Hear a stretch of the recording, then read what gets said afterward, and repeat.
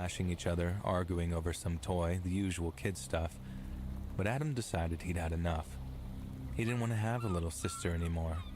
He didn't want her taking his toys, his space, his parents' attention. So, he bashed her head on the side of the tub to stun her, and then pushed her head under the water and held it there. She kicked and fought, her little legs thrashing while her feet smacked the sides of the tub. He held her there as she fought for her life, breaking the surface as water sloshed over the edge of the tub and soaked the bathroom floor.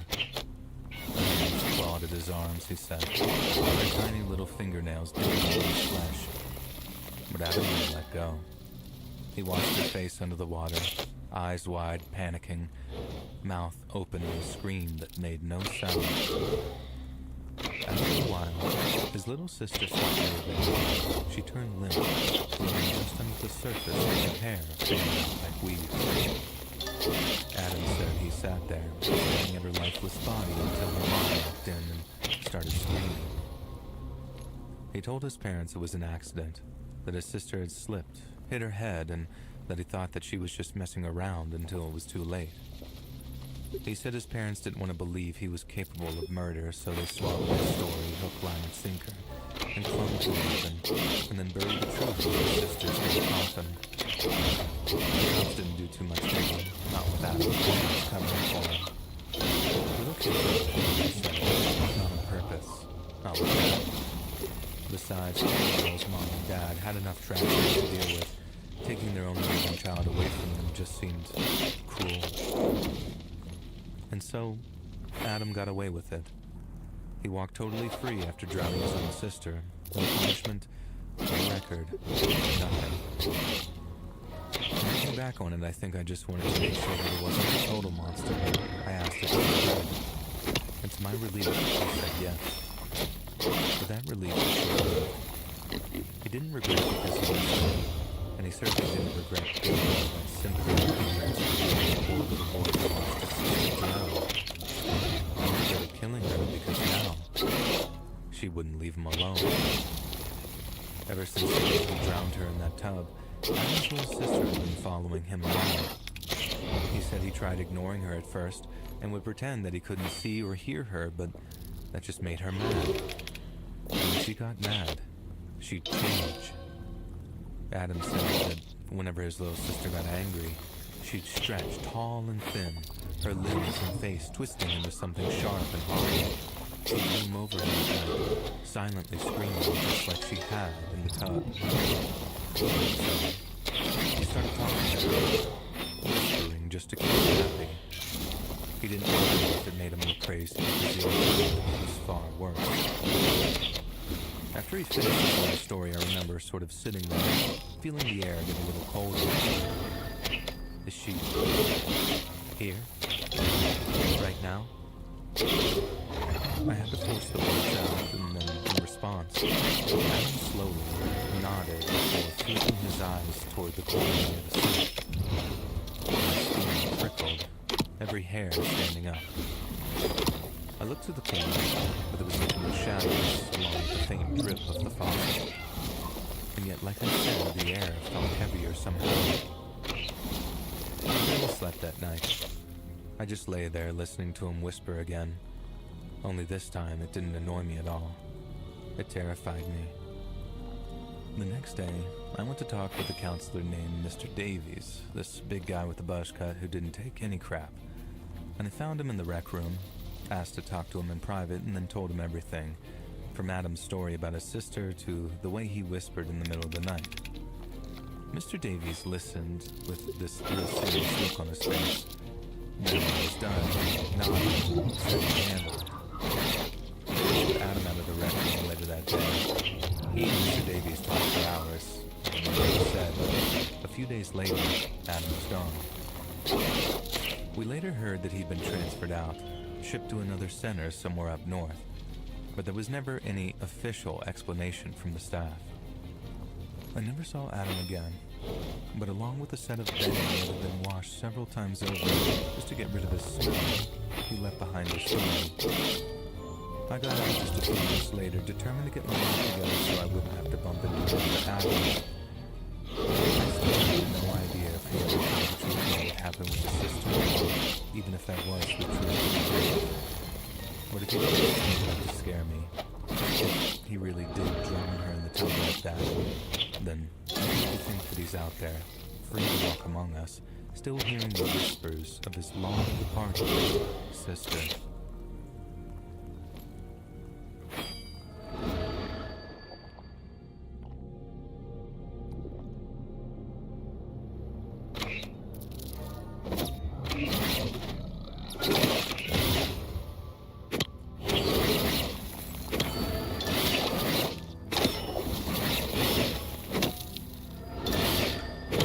Driving home from work last night and was cut off by someone driving with a complete jerk.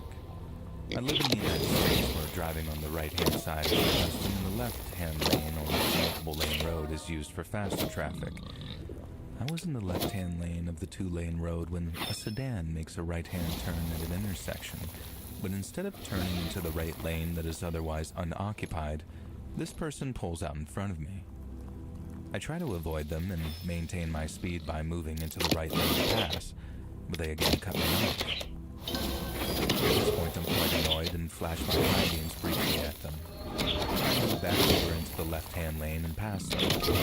No sooner do I do this, but this person is now tailgating me. I make my way to the intersection that I need to turn left and start in the left-hand lane, eventually moving over to the right and making my right-hand turn.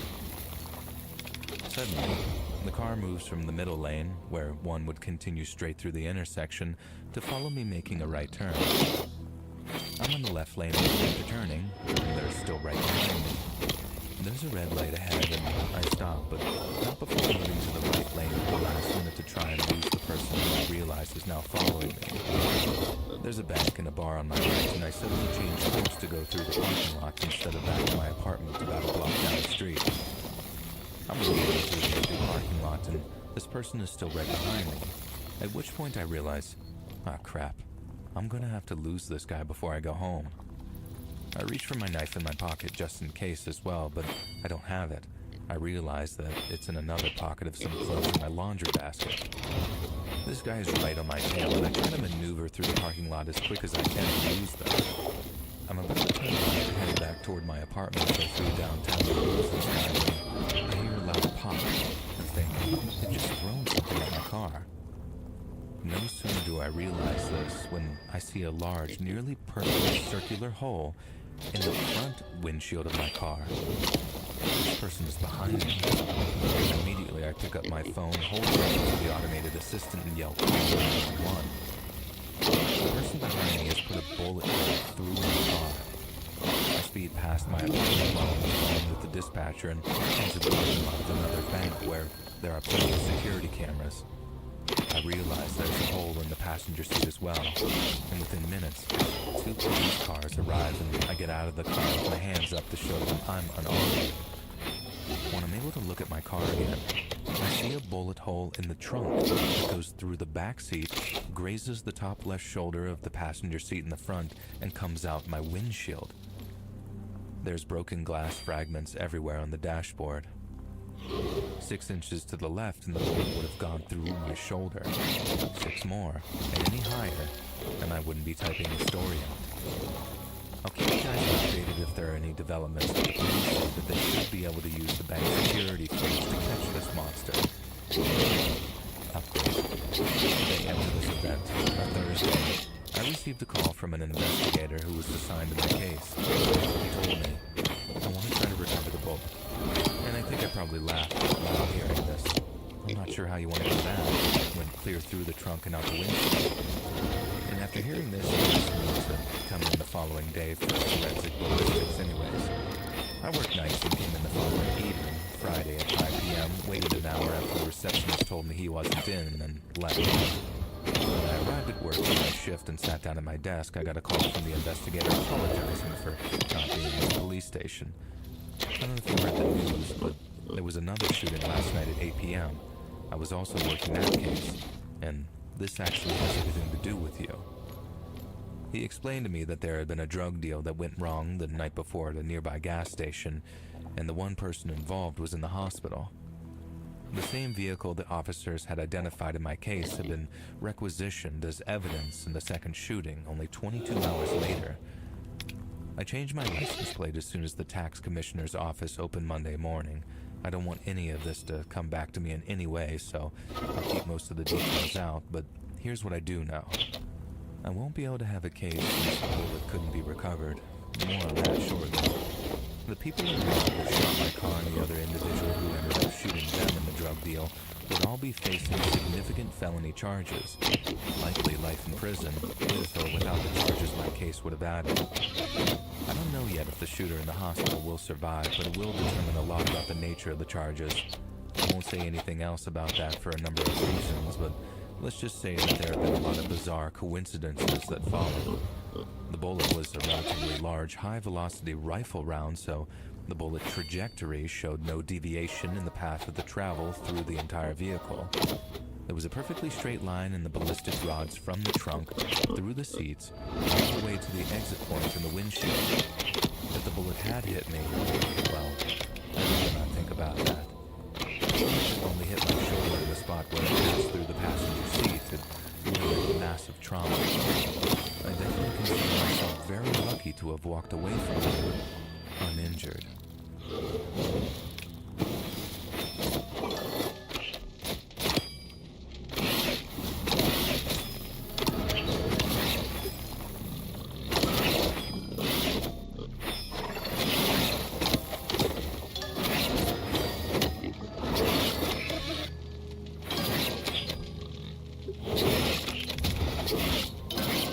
First moment I met him, I couldn't shake the feeling that something was wrong with my friend's new roommate, Tommy. It was late summer, and my friend Danny had just moved into a cramped, two-bedroom apartment off campus. The building looked like it hadn't seen a fresh lick of paint since the 80s, and the stairwell smelled bad, and the hallway carpet was stained. But considering the rent and the proximity of the campus, it was quite a fun one, considering he needed nothing more than a place to sleep and study. I went over to help him unpack, hauling boxes up the creaky stairs with my shirt sticking to my back, and that's when Tom appeared. He was leaning against the kitchen counter, his arms crossed, and was just kind of watching us. He was a big guy, very wide too, with dark hair that hung just past his ears. Danny introduced me. "This is Tommy. He's cool. Just quiet." Tommy nodded, a quick jerk of his chin, but he didn't smile, and he didn't say a word. I remember forcing a smile when we went hello and went back to helping Danny move stuff in. But I didn't like the look of him. That never changed. Later, when we were alone grabbing pizza in the car, I brought it up. "Your roommate's kinda off, man," I told him. But Danny just laughed, in that loud, careless way of his. "Tommy's just not a big talker is all," he replied. "I guess it's weird. Who is it?" But I still wasn't sure. Something about the just didn't sit right with me. But Danny was my best friend, and I didn't want to pester him over what amounted to just a gut feeling, so I let it go. And okay, time for a short history lesson before we keep going. Danny and I went way back, all the way to high school, and for as long as I'd known him, he was the kind of guy who could sleep through a tornado.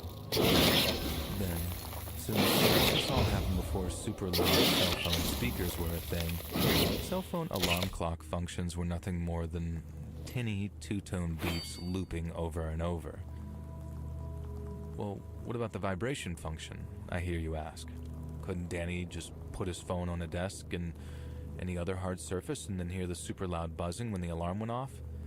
Not if he wanted to charge his phone overnight, because back then, and I'm sure some engineer type will explain why in the comments, but some phones quit vibrating altogether whenever they were plugged into a charge. And it was super first world problems, I guess. The solution was simple. He bought an iPod docking station, one with speech and alarm clock function, and then he could blast himself with some Pantera music whenever he needed to wake up. However, that iPod station ended up being the punchline to half our jokes for a while, because even if he blasted himself with ear-splitting heavy metal music, he still didn't wake up half the time. It happened when he was sleeping over at my place one time. He'd set up the docking station the night before to play music. It started blaring at like 7 a.m., and for the record, it was Pantera's song, The Great Southern Trendkill. So it opens up with that growl scream at the top of his lungs. And it woke me up a little.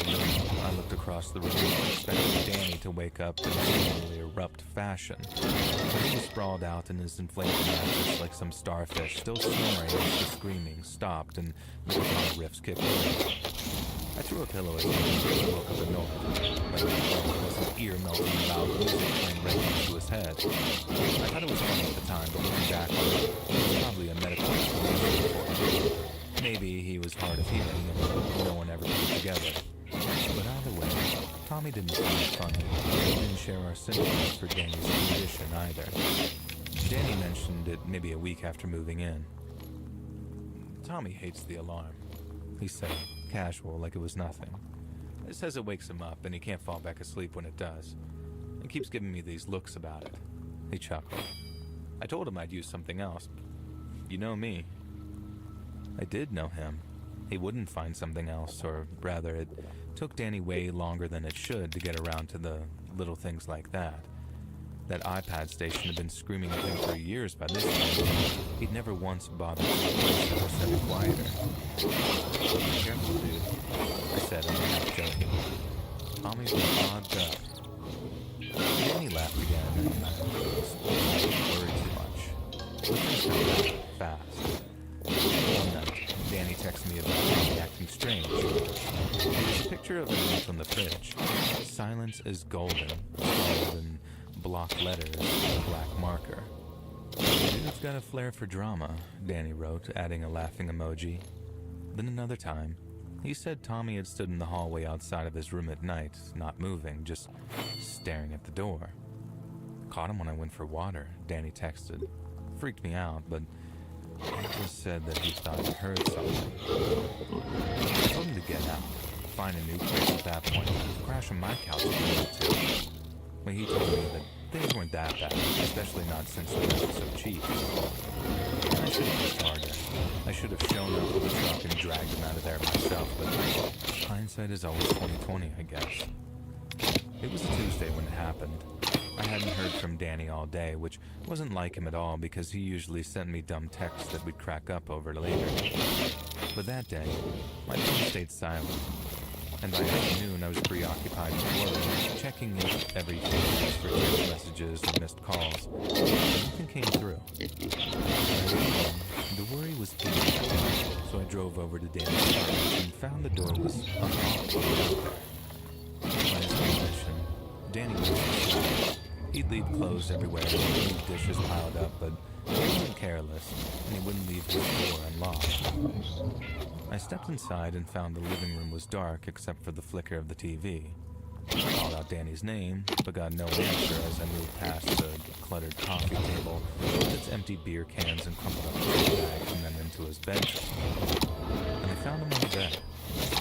Danny was sprawled out, one arm flung over the edge like he'd fallen asleep mid snooze the way he always did. But the sheets were so red. Dark stains spread out under him and pooling on the mattress. Blood trailed down the side, dripping slow and steady onto the floor, where that damn docking station sat, smashed to pieces, plastic cracked, wires spilling out. Danny's throat was cut. A jagged, ugly gash that looked like it had been hacked open with something dull. Not clean, but completely ragged, like the skin had torn under the force. I saw ourselves, staring at the ceiling, completely empty. I stumbled back with this tight feeling in my chest. And then I heard the creak of a floorboard coming from the hallway behind me. Tommy was there, standing just outside the door. His face was blank. No anger, no panic, just nothing. Like it was waiting for a freaking bus or something. He couldn't stop, he said. That noise. Every morning. I asked him. I warned him. I was struggling, screaming. He yelled at him, anything. But my legs were glued to his spine. took a step closer, his shoes silently on the carpet. I saw his eyes flick to the broken clock and then back to me. "You heard it too, didn't you?" he asked before saying, "You know how it was." He took one more step towards me and I bolted. I don't remember deciding to, I just remember my body lunging forward and my shoulders slamming into the door frame before I slipped through. I hit the front door hard, fumbling the knob for a split second before it flew open and banged against the wall. Behind me, I could hear Tommy, not running, but taking these slow, steady steps that echoed in the narrow stairwell. I made it to my car, and my hands were shaking so bad I dropped my keys twice before I jammed them into the lock. I didn't look back until I was peeling out, and there he was, standing in the street, watching me drive off with that same empty look in his eyes. The cops picked him up later that night. I'd called them from a gas station right away. My brain's so fried, I had to keep asking me to repeat myself. I found Tommy in the apartment, sitting on the couch with the knife that he used to kill Danny sitting in the kitchen sink. He hadn't bothered to wash it. This is stuff. He just let the cops cuff him and take him away. They told me he kept muttering about the alarm, how it had to stop. Danny had been dead since morning, they said. Probably killed him after that clock went at 6 a.m. Tommy had sat there all day with him, waiting. Just him and the body, the TV flickering in the background. I still think about Danny a lot. How he laughed off the notes, how he was too stubborn or stupid to see that danger. And I still think about Tommy too and how close I came to being next.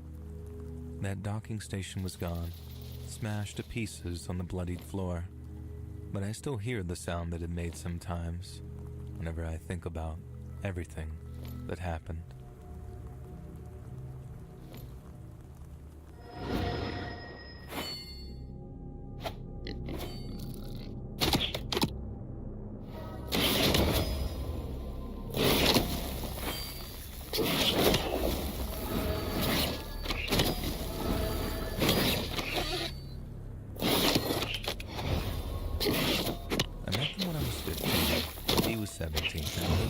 Signs were all there. It started with small things. Us just roughhousing like buddies. We were both guys. But it would escalate to them taking me back behind the shed where my friends couldn't see and holding me against the wall and fake hitting me. Sort of pretending to hurt me while laughing the whole time. But he did actually hurt me. I would have bruises for weeks. One time he literally shoved my face in stinging nettles, but my naive 15-year-old self thought it was all good and fun.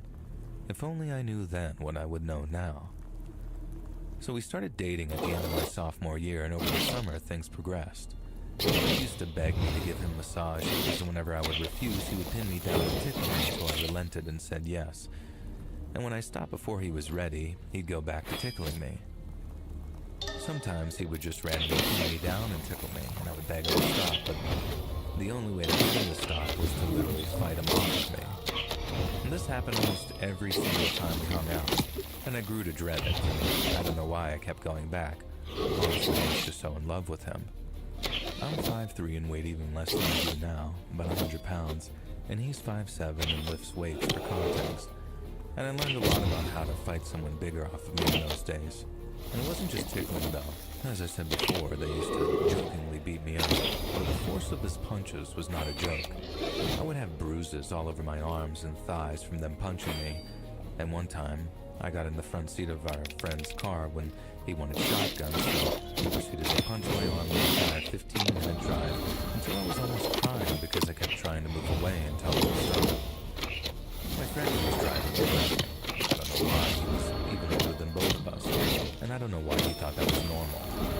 He wasn't just punching me either. I had recently gotten my ear pierced, and he thought it was so funny to smack me upside the head. And once he made me bleed, and when I told him, he just said he had it. And I tried to talk to him about this so many times, asking him, please, just don't touch my ears. Every time I asked, all he would do was correct my grammar. And this was over text. I was honestly scared to say anything in person. And here's an example of me trying to talk to him from August 2021. Now, we ended up breaking up and just staying friends, and I spent all of my free time at his house like an idiot.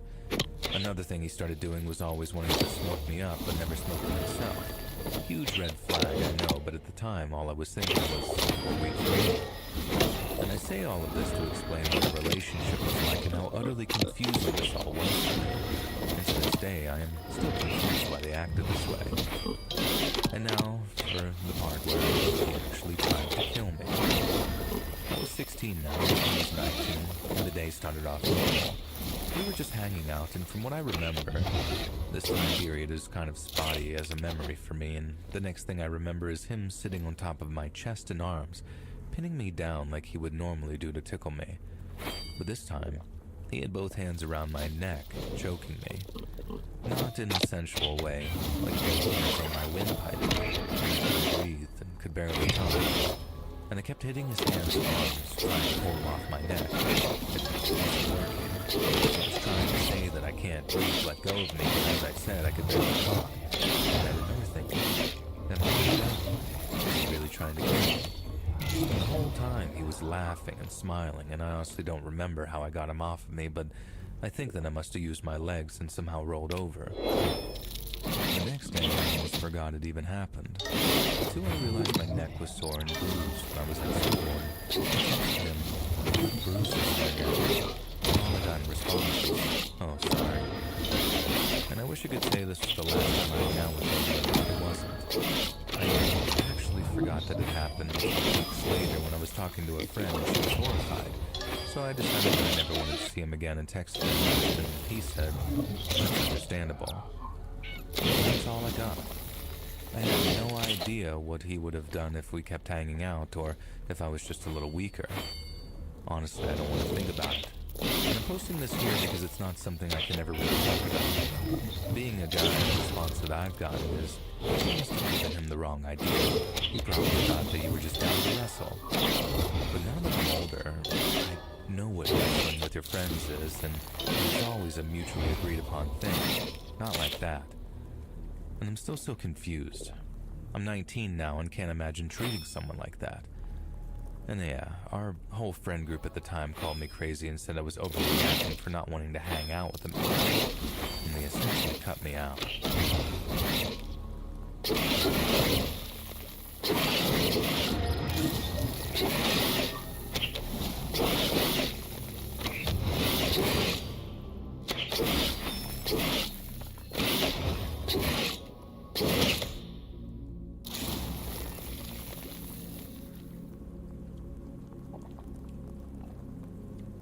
My encounters with this individual, who I'll call Ben, began in November 2024 in school.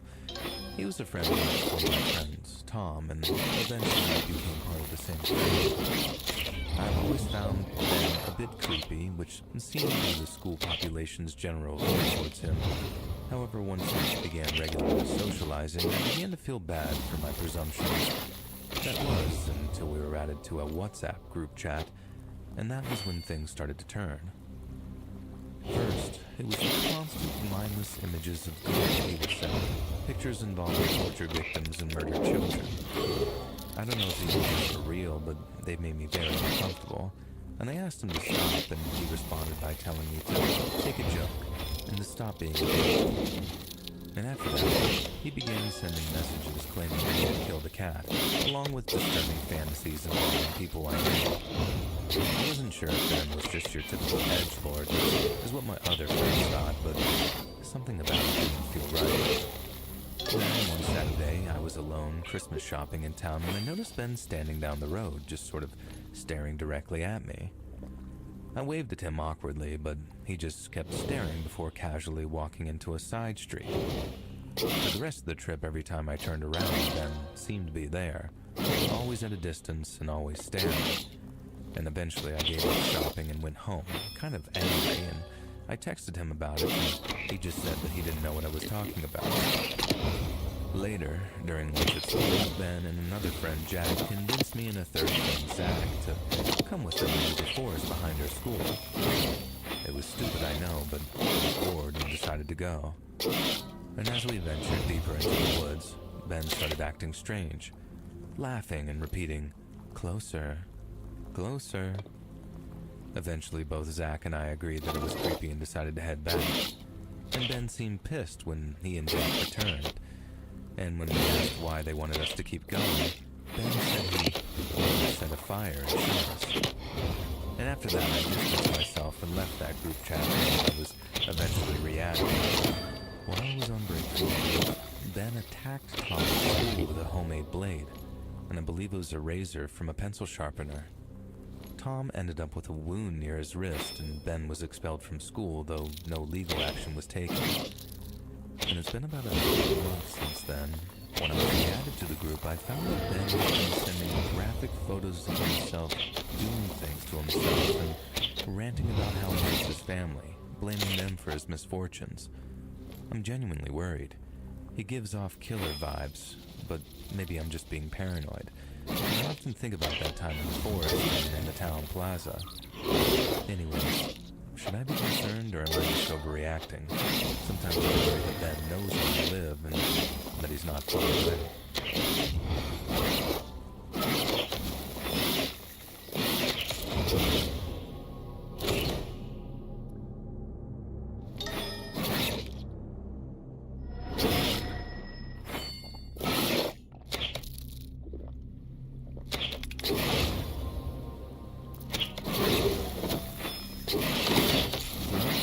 I would like for all of you to know that I was 20 years old and very young. When you think that I'm stupid, then I know I was. I'm really lucky to be alive, and I know that. I kick myself when I think about this to this day.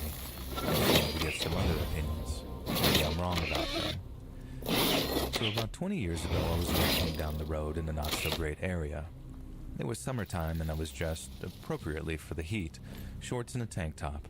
I'm very thin and was downright skinny, and I've gotten mistaken for a lady of the night more times than I care to admit.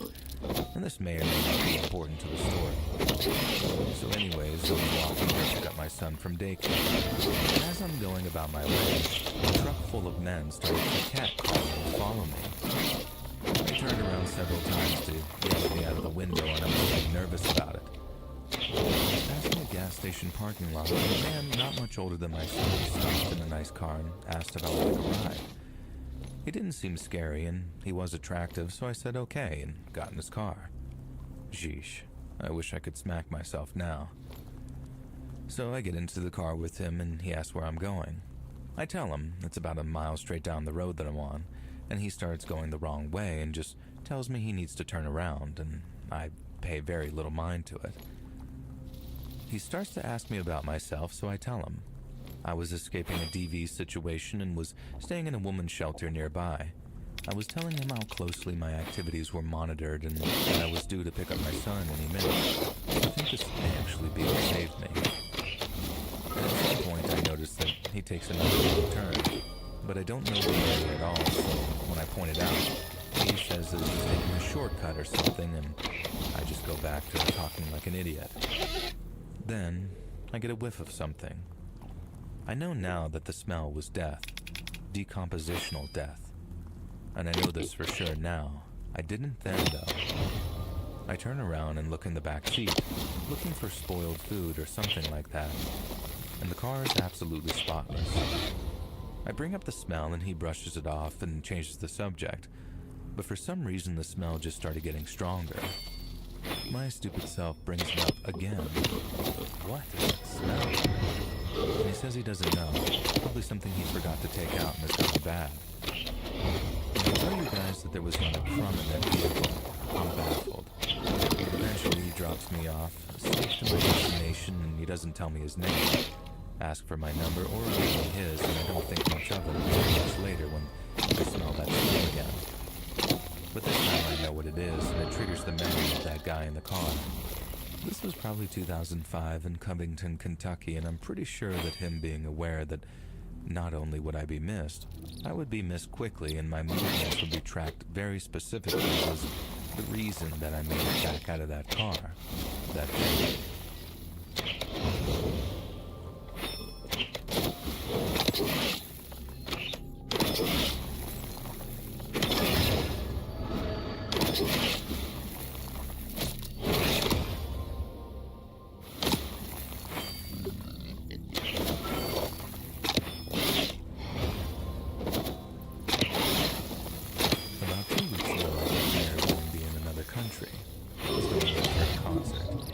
The room was cheap, so I knew that I wasn't going to stay in a five-star hotel, but it was only for one night, so I didn't mind as long as I had a room. And to start off, it already wasn't a great trip because my data roaming apparently didn't work in the country at all. I logged into a cafe Wi-Fi and planned my route in advance as best I could, and I managed to be at the house in time and rang the only bell and waited. Nobody came out. I repeatedly rang and waited 5 minutes, and I noticed the door had a slot for mail and looked through it. And I was shocked to see an entrance that looked like an abandoned barn. A super dusty couch right in front of the door, pieces of furniture covered in cloth, very dirty and extremely old. I usually love old houses, but that just did not look like a house that was in use or prepared for guests at all. I wondered if I was at the wrong house and what to do now, as a super old, unwashed-looking guy walked towards the door from the street.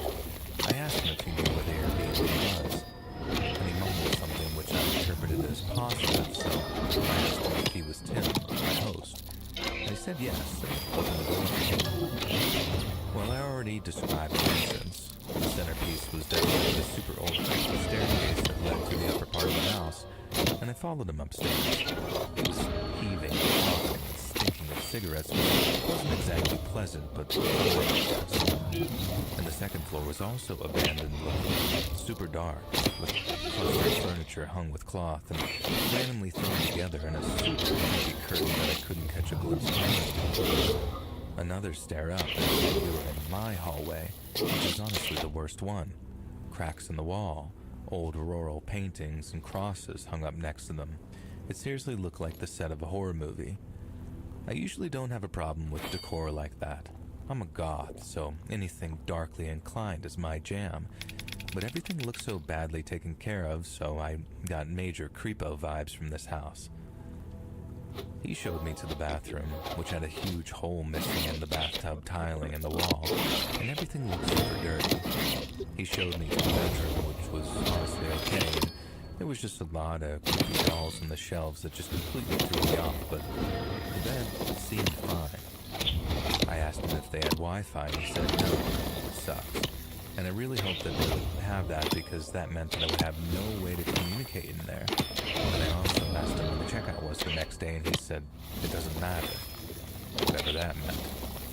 He then dragged himself up to the 4th story, which was in complete pitch-black darkness, by the way, so that obviously gave me weird vibes too. I definitely didn't want to get in the shower, so I just quickly changed and charged my phone. When I went to the bathroom, I realized that I didn't even notice the creepiest part. There were no locks at all. Not for the bathroom, not for the toilet, and not for my room, which freaked me out, and I also noticed that there were so many half-used items that someone, like guests before me, left there, like shower gels and toothbrushes and toothpaste. A random lash curler was laid abandoned on the shelf. Not sort of like a, here you go, for your use in case you forget yours way, but it just looked like someone left it and nobody bothered to clean it away. I already made up my mind that I would definitely not be staying the night in this house. My mind was just kind of spinning with different scenarios. What if all of these products were left by people before me? And why did nobody leave horrendous reviews because they all got murdered? I was super spooked and seriously debated if I should take all my stuff to the concert because it did not feel safe in the slightest. But my back was really hurting from my heavy backpack, so I just took my essentials and left the room as soon as I could. Not without sliding a folded paper under the door, so I'd see if someone tried to open it in my absence. When I was coming down the stairs, I heard someone turning a key in the front door. I was a bit confused, but in the advertisement it said that a couple lived there, so I expected the wife or girlfriend of the guy I'd already met. Instead, a middle-aged man enters and says, "Hi, I'm Tim." All I could think of is, then who is that other guy? And I was pooping myself inside, but I had brief small talk with him and finally left the house. And I was quite shook. Luckily, I made it in time to the venue and the concert was worth it. And afterwards, I was so tired that I knew that I couldn't stay awake for the whole night, so I checked into a hostel. That was also not perfectly clean, but at least they had Wi-Fi and a proper shower and a door that had a lock. And the next day I got thrown out at 10 a.m., spot again and jumped out. The old guy was just sitting on the couch, directly from the entrance door. The strangest part about him was that he was now wearing, and I'm not joking when I say this, a Snorlax onesie. You know, like the Pokemon? And even stranger, I saw that he was hooked up to oxygen, some tank which was slightly sprawled out across the floor, the line leading up to his nose. And I had to sneak past him to get my stuff. I went upstairs, and the door was left slightly open, which I thought was very strange. As I gathered my things, I noticed the air curlers now smelled like they'd recently been used, almost like that burnt hair smell that you get from too much heat on hair. And at that moment, I didn't wait around to find out or ask if someone had been in my room. I quickly grabbed my stuff and tried to suddenly bolt back down the stairs to the door. I wasn't really paying attention as I made a direct line for the exit, and I accidentally tripped over the old guy's oxygen tubes, ripping them out of the tank. It immediately let out a loud hissing sound, and the old man woke up almost instantly, gasping for air. In that moment, I panicked. I didn't know what to do. I was so freaked out that I just said "I'm sorry" a million times and ran to the door, threw it open, and bolted out. I don't know if I overreacted, but honestly, from the beginning, with those two guys to the missing locks and a checkout like that, if I had assumed the worst, this could have been the perfect setup to assault or murder someone. In best case scenario, nothing would have happened, but I probably would have had panic attacks all night. Usually I love solo traveling, but this all was just way too much.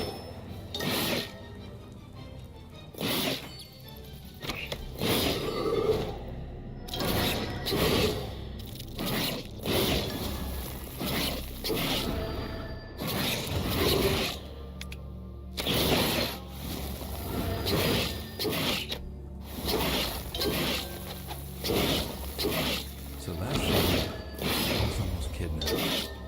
I usually walk around my neighborhood, sometimes biking, but mostly on foot.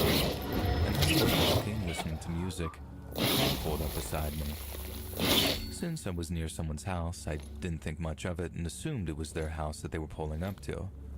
But I was wrong. And just to give you an idea of the difference in the size between me and this guy, I stand at 5 feet, 115 pounds, while he looked to be around 6 foot 3 inches tall, 180 pounds. As he came out of his car, he started a conversation with me, saying something like, "Hey, where you headed?" And I responded with a very short and curt, "Just walking around." He then said, "It's pretty late. You want me to give you a ride home?" I declined, saying, "No thanks, I don't live in this area." And after I made this statement, he looked at me and asked why I was walking alone. I simply ignored him and kept my pace, causing him to speak as well. Eventually, I came across a house with its garage open, and without thinking, I ran in, seeing an older man sitting. I told him that someone was following me and to please help me. And he got up and started yelling at the man following me, telling him to F off and saying that he had a gun. That guy retreated back to his car and just sped off. I thanked the garage man. He told me to stay safe. And that night, I ran as fast as I could back to my home.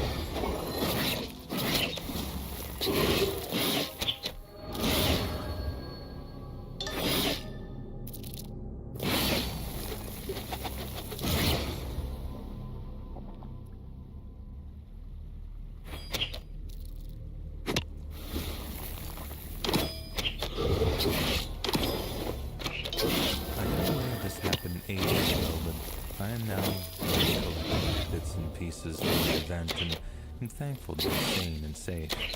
I'm honestly just airing it out, so I can get input and opinions, because I don't know what to make of it.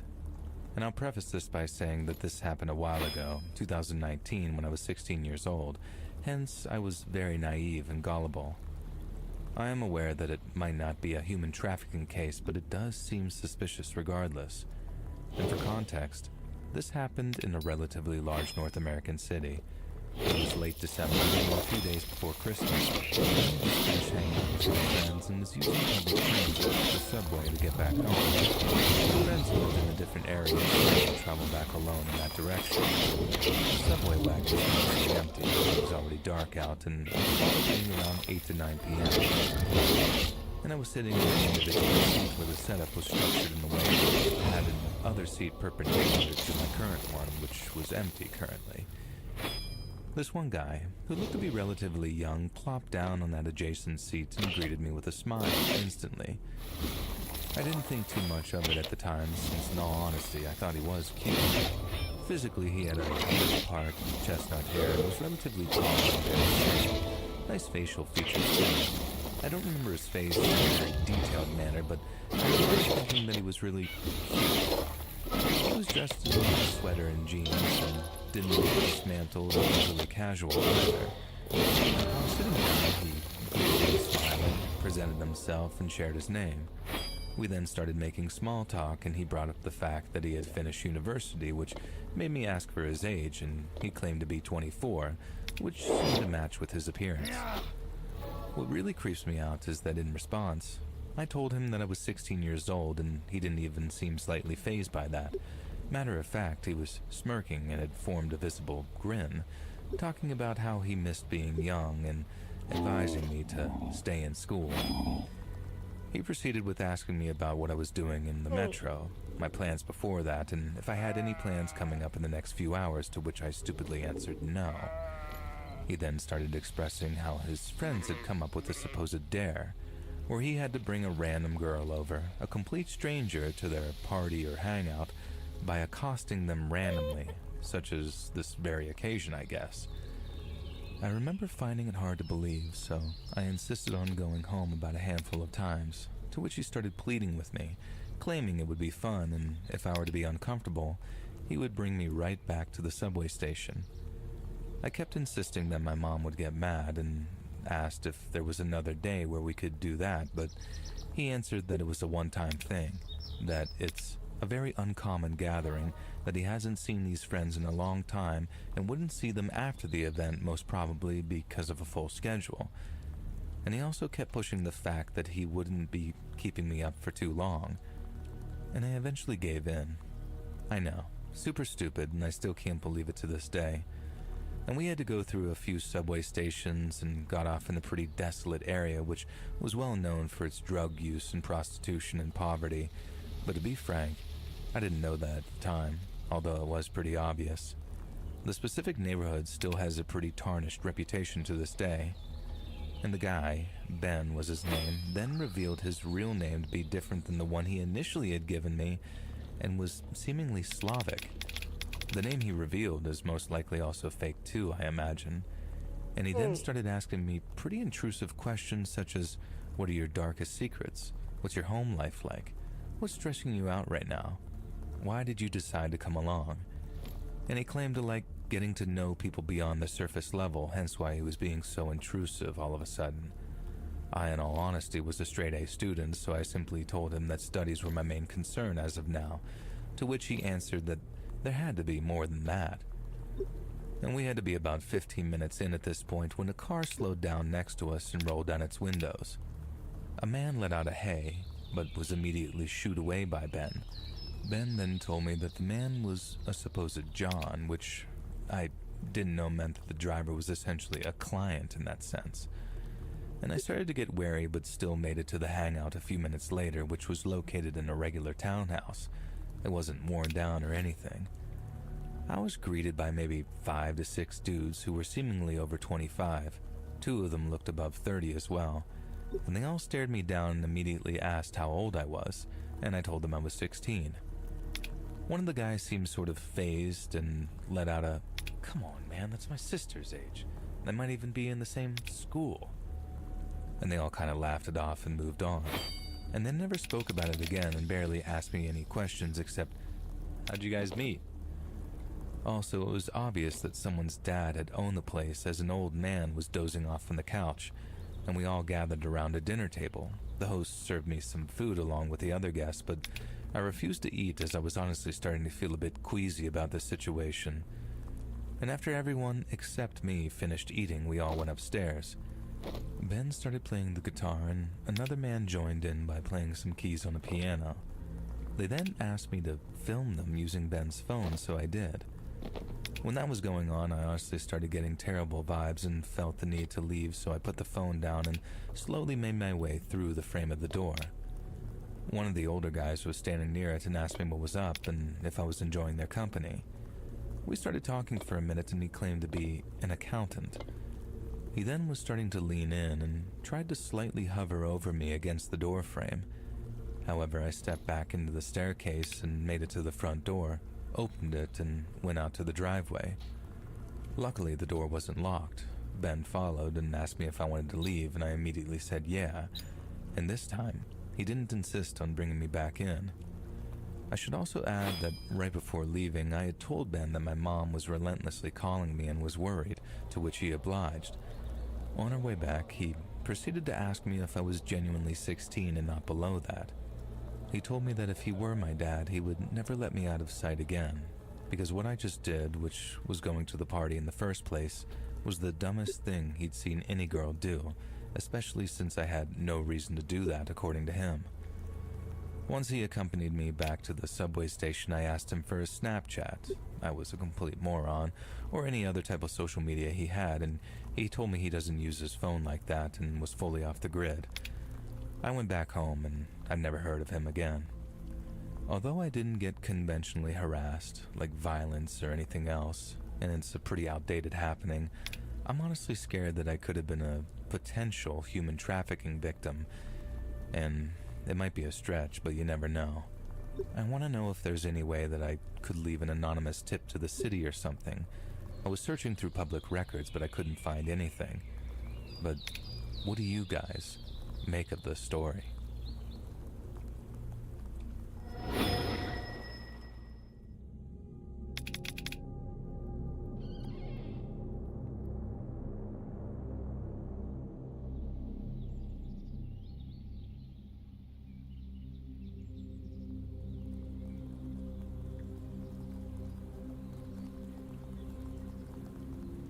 I've been a listener for years now and enjoy binging episodes while I draw.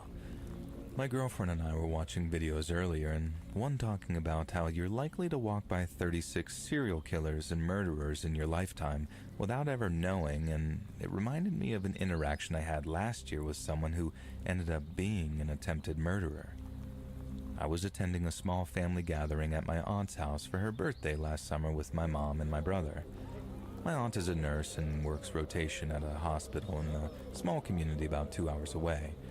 And during her few days off back at home, she invited family over for dinner and cake to celebrate and spend time together. She told us that she'd also invited a coworker and her son over as well because they had become good friends while working, so they decided to make the drive. Now, for the sake of the story, I'll just name their friend Kate and the son Chad. We were introduced to Kate and Chad when they arrived, and I know this will sound cliche and that everyone whose story starts similar to this will say next, I immediately got a bad feeling, but for me, it was just a heavy discomfort. I'm very in tune with my surroundings, whether it's a neurodivergent trait of mine or not, it's not important, but I always get a strong read on people from the way their energy shifts when they walk in a room for the first time. They were nice while being introduced, and Kate mainly stuck close to the kitchen to help with food, but Chad veered off and chose to sit on the back deck with my mom, brother, uncle, and my uncle's sister and I. My uncle's sister, who we'll call Tammy, is a talker, and she'll tell you any and every detail about her life, and that mostly includes her tumultuous romantic life.